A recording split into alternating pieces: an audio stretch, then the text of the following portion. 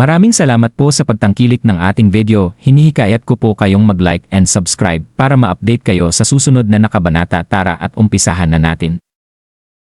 Ang mga kilay ni Daryl at agad na natigilan matapos tumingin sa kanyang paligid. Ano ang lugar na ito?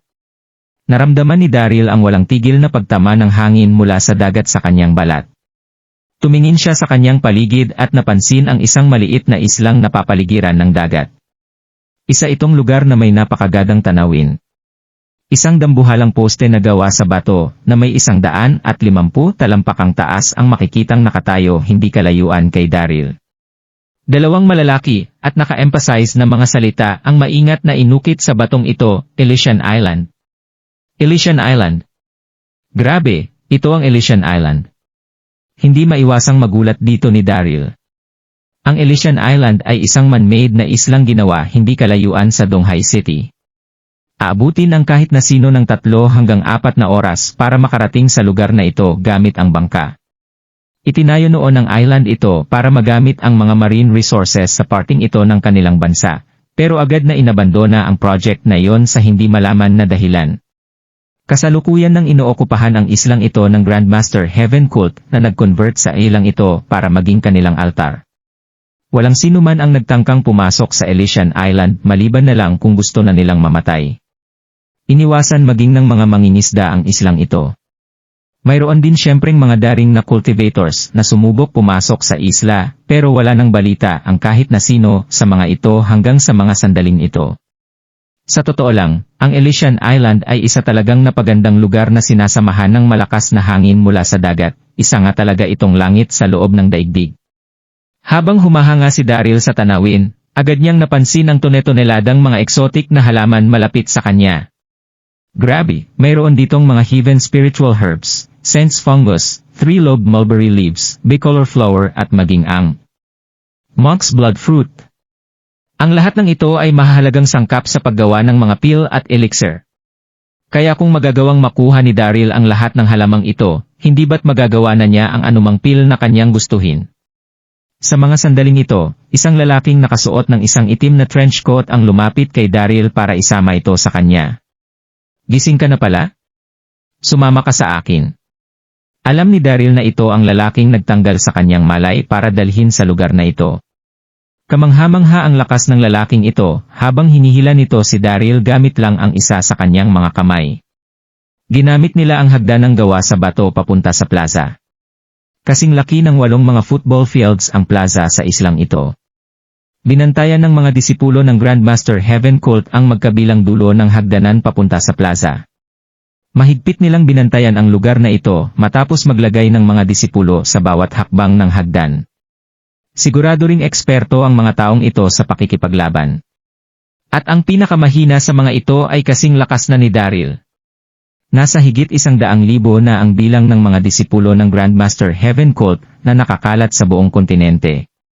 Pero nasa 3,000 lang sa mga ito ang nakatira sa altar sa Elysian Island. Ang 3,000 taong ito ay mga elite na disipulong may mga rank na hindi bababa sa level 4 master.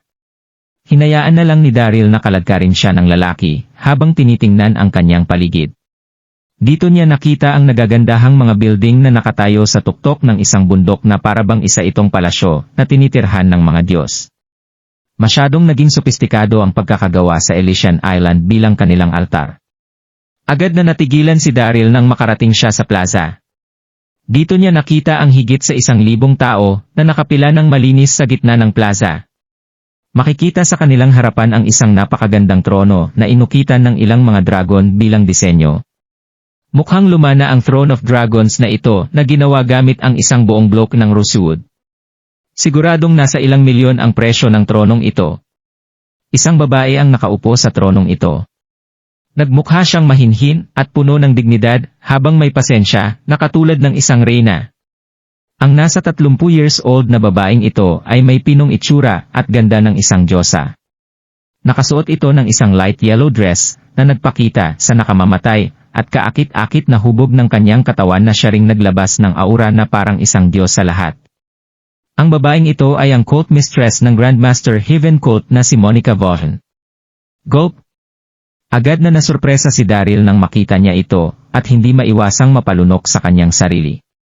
Hindi inakala ni Daryl na makakakita siya ng ganitong klase ng kagandahan sa Elysian Island. Ang lakas ng loob mong tingnan ng direkta ang aming cult mistress, lumuhod ka. Habang natutuwang tinitingnan ni Daryl si Monica, isang lalaki ang lumapit mula sa kanyang lukuran, malakas nitong tinadyakan ang likod ng kanyang mga tuhod. Dito na nawala sa kanyang balanse si Daryl at agad na napaluhod sa plaza. Ang babae na bang ito talaga ang kanilang cult mistress? Inaalagaan ng cult master ng Grandmaster Heaven Cult ang kanyang cult mistress. Kaya ang pagharap dito ay para na ring pagharap sa mismong cult master. Siya ang may kontrol sa higit 300,000 mga disipulo ng Grandmaster Heaven Cult. Hindi ito maganda, nagawa kong tingnan ng direkta ang cult mistress. Pupugutan na ba nila ako ng dahil dito? Nababahalang inisip ni Daryl. Hindi pa nabahala ng ganito katindi si Daryl sa buong buhay niya. Nagkaroon siya ng magandang koneksyon doon sa Donghai City, kaya hindi siya gaanong nahihirapan sa pagsosolve ng mga problemang dumarating sa kanya. Samantala, wala nang kahit na anong lakas o kapangyarihan si Daryl dahil nasa loob siya ngayon ng Elysian Island. Nasa kamay na ng cult mistress ang kanyang kapalaran. Ikaw si Daryl, hindi ba? Dahan-dahang sinabi ni Monica. Naging mahinhin at naging kagalang-galang ang tono na ginamit nito sa pagsasalita. Agad namang niyuko ni Daryl ng husto ang kanyang ulo. Alam mo ba kung bakit kita inimbitahan sa lugar na ito ngayon? Tanong ni Monica habang nakatitig kay Daryl. Naimbitahan ako. Inimbitahan nila ako. Parte na pala ng imbitasyon na ito ang sapilitang pagdala sa akin sa Elysian Island. Isip ni Daryl na may pilit ng ngiti.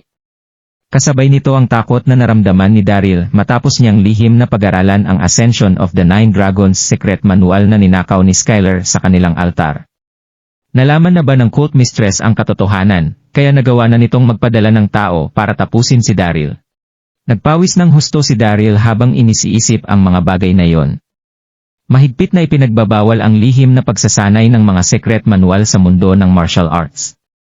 Kaya siguradong hindi na ito matatakasan pa ni Daryl sa sandaling ito nga ang dahilan kung bakit siya dinala ng mga ito sa Elysian Island. Napaligiran si Daryl ng libo-libong mga disipulo na kabilang sa pinakamahuhusay sa sektang ito, kaya siguradong hindi makakatakas maging ang isang langaw sa lugar na ito. Huwag kang magalala, hindi kita dinala rito para tanungin. Gusto ko lang i-verify ang tungkol sa isang bagay. Nagawa mo bang mailigtas ang nasa 100 mga kababaihan 3 araw na ang nakalilipas? Nakangiting sinabi ni Monica. Ano? Agad na natigilan ang itsura ni Daryl habang nako-confuse sa mga bagay na kanyang narinig. Dito na naalala ni Daryl ang pangingidnap ni Chester ng nasa 100 kababaihan para ibigay kay Daryl para sa pansarili nitong kaligayahan pero agad na pinakawalan ni Daryl ang mga ito. Alam mo ba kung ano ang mga babaeng iyon? Mahinhin na itinanong ni Monica. Napakamot na lang sa kanyang ulo si Daryl at sinabing, hindi ko po alam ang tunay nilang pagkakakilanlan, madam. Ang tanging alam ko lang ay mga miyembro sila ng Grandmaster Heaven Cult. Ang una ko pong naisip ay ang paghahanap ng paraan para mapakawalan ang mga ito at masiguro ang kanilang kaligtasan. Magaling, magaling. Napakagaling ng ginawa mo. Tumatangong puri ni Monica kay Daryl. Tiningnan niya si Daryl nang may nagliliwanag ng ngiti habang nagpapatuloy sa kanyang pagsasalita. Siguradong papunta nakaukit na sa tadhana ang pagtatagumpay ng Grandmaster Heaven Cult sa sandaling magkaroon kami ng mga tapat na disipulong katulad mo, kaya inimbitahan kita ngayon dito para bigyan ng gantimpala.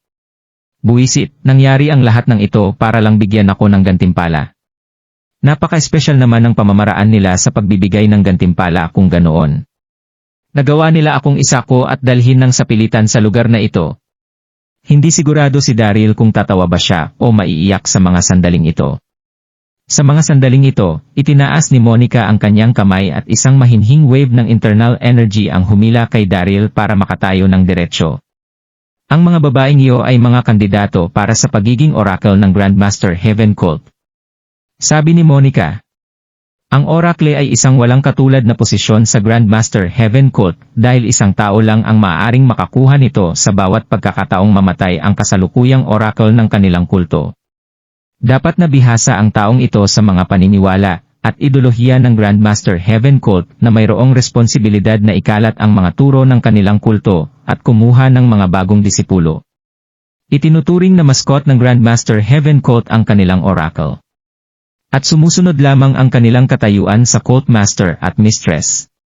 Pero walang kahit na anong hawak na otoridad ang isang oracle, pero nagawa pa rin itong irespeto ng mga tagasunod ng kanilang kulto. Natuwa si Daryl nang marinig niya ito. Hindi niya naisip na magagawa niya ng aksidente ang ganitong klase ng bagay na pinuri maging ng Cult Mistress. Siguradong mababahiran ng matinding kahihiyan ang Elysian Island sa sandaling maghahasa ng kahit na sino ang mga kandidato na yon para sa pagiging isang oracle. Sa bagay, ang oracle ay ang nagsilbing mascot at mukha ng mga disipulo ng Grandmaster Heaven Cult. Mabuti na lang at hindi nagpakain si Daryl sa kanyang pagkauhaw sa laman. Dahil kung hindi, ito na ang magiging katapusan ng kanyang buhay. Habang nagdiriwang si Daryl sa kanyang loob, tumawa si Monica, at sinabing, "Napakaganda ng ginawa mong ito para sa ating kulto, at ayon sa aking mga narinig, buong puso raw na ibinigay ni Skylar Burr ang kanyang posisyon bilang isang Hallmaster sa iyo. Pero ang posisyon ng pagiging isang Hallmaster ay hindi karapat-dapat para sa isang talentadong lalaki na kagaya mo." Dahan-dahang itinaas ni Monica ang kanyang kamay pagkatapos niyang magsalita. Naglakad ang isang babaeng tagasunod sa tabi ni Monica papunta sa harapan ni Daryl para bigyan siya ng isang slip na gawa sa jade. Dito nang umiti si Monica at mahinhing sinabi na, mula sa araw na ito, si Daryl Darby ay isa ng Elder Master ng Grandmaster Heaven Cult. Wow! Elder Master ng Grandmaster Heaven Cult. Agad na umingay ang lahat sa buong plaza nang marinig ang mga sinabing ito ni Monica. Agad na napatitig ang libo-libong mga nagugulat, humahanga at naiinit na mata kay Daryl. Maging si Daryl ay hindi makapaniwala sa kanyang narinig. Elder Master. Masyadong nakakatakot ang titulong ito. Masyado na bang mataas ang katayuang ito sa kulto? Napuno ng katanungan ang isip ni Daryl habang hawak-hawak ang purple niyang slip na gawa sa jade. Alam ng lahat na ang hierarchy ng Grandmaster Heaven Cult ay nagmumula sa Cult Master at Cult Mistress bilang mga pinuno nito na sinundan ng Yin at Yang Messengers, 4 na mga Guardian Kings, at mga Hall Masters. Pero mayroon pang isang posisyon ang kulto na tinatawag nilang Elder Master. Pumapangalawa ang posisyon ng Elder Master sa Cult Master at Cult Mistress. Pero sa pagkakataong ito, ang Elder Master ay humahawak ng totoong otoridad at kapangyarihan sa kanilang kulto. Pero Mistress, matagal nang nabakante ang posisyon ng Elder Master dahil wala tayong mahanap na taong karapat-dapat para rito. Kahit na maituturing nating talentado si Daryl, isa lang siyang Level 4 Master, kaya hindi pa sapat ang kanyang lakas para sa posisyong ito. Kaya paano po niya magagawang gampanan ang mga responsibilidad ng isang Elder Master? Hinihiling po naming napag-isipan niyo po sana ang tungkol sa bagay na ito, Mistress. Sa mga sandaling ito, isang matipunong lalaki ang tumayo mula sa tabi, at nagpapanik na nagsalita sa Mistress. Ang matipunong lalaki na ito ay ang Black Tortoise, isa sa 4 na mga Guardian Kings na si Sheldon Squires. Tumututol nitong tiningnan si Daryl habang nagsasalita. Ilang taon na ang nakalilipas mula noong magsimulang maging disipulo ng kulto si Sheldon, at pagkatapos lang nito magsumikap at magkaroon ng iba't ibang achievement siya, dahan-dahang nakarating sa posisyon ng Black Tortoise. Isa ka lang Hallmaster. Kaya hindi katanggap-tanggap ang biglaan mong pagangat para maging isang Elder Master. Sabi ni Sheldon. Sinimulan na ring magsabi ng ilang mga tao ng kani-kanilang mga opinyon nang marinig nila ang mga sinabi ni Sheldon. Oo nga. Pangkaraniwan lang ang lakas ngayon ni Daryl. Kaya hindi niya magagawang hawakan ang isang importanteng posisyon na kagaya ng Elder Master. Oo nga, at masyado pa siyang bata at padalos-dalos sa kanyang mga ginagawa. Nangangailangan pa siya ng pagsasanay bago humawak ng posisyong kagaya nito. Pag-isipan niyo po sana ang tungkol sa bagay na ito, Cult Mistress. Lumuhod ang libo-libong mga tao at nagprotesta sa harapan ng Cult Mistress.